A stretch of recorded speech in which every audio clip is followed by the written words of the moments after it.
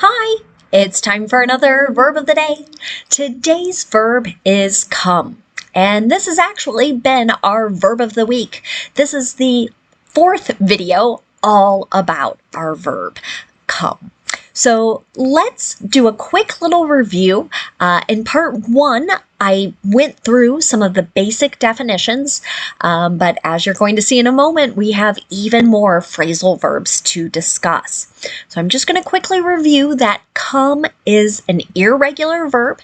If we want to make our verb in the progressive, any progressive tense, past progressive, present progressive, or future progressive, what we're going to need to do is drop the E on the end because this verb ends with vowel consonant E. Then we're going to add ing and form coming. The past tense of this verb requires a spelling change. So we're going to change the vowel letter O to an A, and the past tense gets pronounced with a long A vowel sound. Came, came. Now the participle form of our verb goes back to the base verb form. So we change the A back to O, and anytime we're making present perfect, past perfect, etc., we're going to use come as our participle. Now let's continue reviewing the many phrasal verbs that use our verb come. The first phrasal verb we're going to discuss today is to come out of. This means that something is the result of something else, or it's the result of a particular action.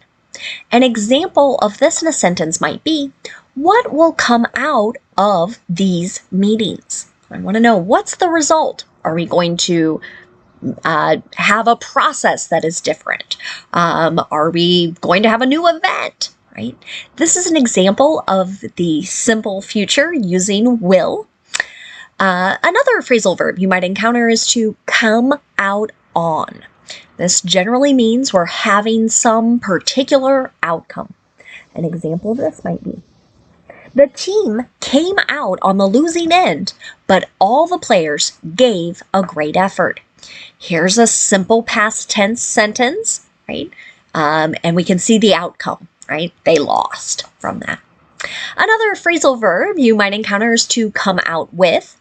This can have a couple meanings. One might be to voice something, right? So you're expressing your opinion, but you might be doing that in a rather blunt or very direct way. An example of how you might hear this used is in the imperative. It's a command. Come out with it already, right? Somebody might want you to say it like, what are you thinking? What are your thoughts on this, right? And don't be polite, just tell me exactly what it is. A second way to use come out with can mean to make something available to the public. An example of this, here's another question in the simple future with will. When will Apple come out with a new model of the iPhone? Right? For people who really love their iPhones, I know this is a question they ask. They get excited for new models, new features.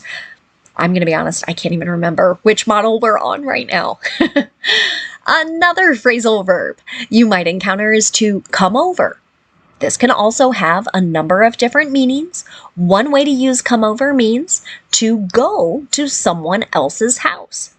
An example of how you might hear this used, you might hear a child say to their parent, Mom, can Maria come over after school? Here, she's asking for permission, using that modal can. A second way to use the phrasal verb come over means to affect one as kind of a type of affliction. You might think of that like an illness. An example of this. A wave of dizziness came over him and he had to sit down. There's another simple past tense sentence, right? And sort of this feeling of like, oh, everything around me is spinning or moving.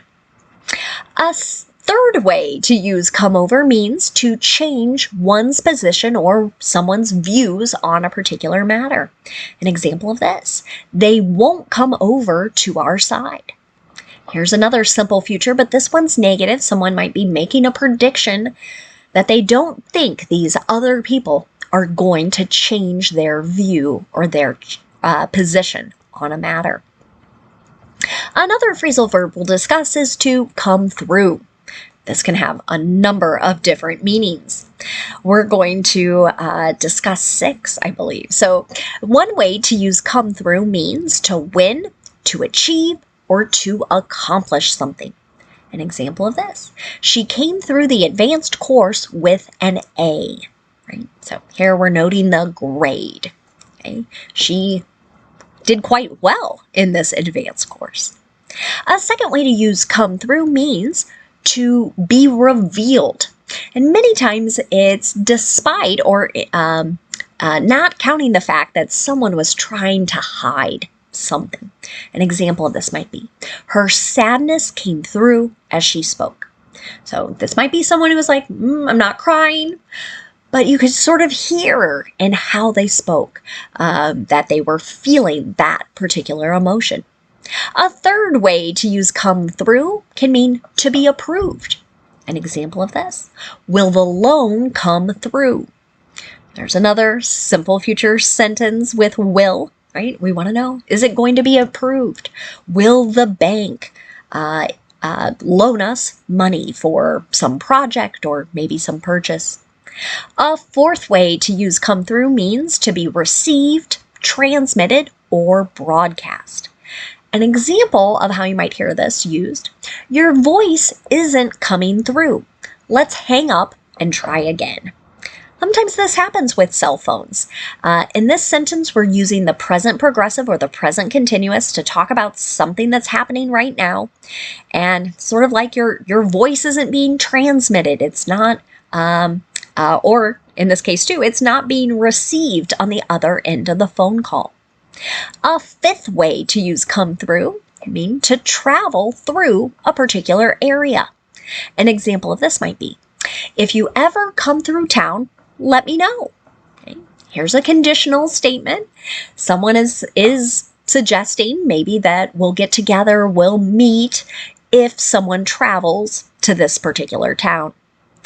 The next way to use come through can mean to get someone's attention in an attempt to either pass or make space. This is another one that tends to be used in the imperative. I know sometimes I've heard it on bicycle paths, right? As someone is trying to move through, they might shout something like, coming through, excuse me, right? Here in the United States, many people will say things like on the left, letting you know they're going to be passing you on the left side. Okay? But that's still that idea, coming through, right? They want you to make space for them. Another phrasal verb you might encounter is to come together. This can mean that something happens or it forms successfully. An example of this might be, the surprise party came together at the last minute. So here, maybe someone was thinking, oh, this isn't going to work out. Maybe people are not honoring their commitments, or even you might be wondering, is anyone going to attend? But it happened successfully. That's another simple past tense sentence. The next phrasal verb we'll discuss is to come up. An example, there are many ways to use this. The first example is to be a topic of discussion. An example of this might be, did vacation come up when you spoke?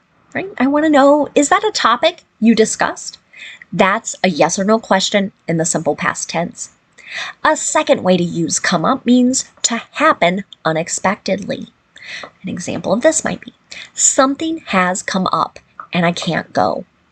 Here's an example of the present perfect, right? So we don't know exactly when something happened, but many times people will use this to note there's some type of an emergency and that they're generally not going to be able to do something else.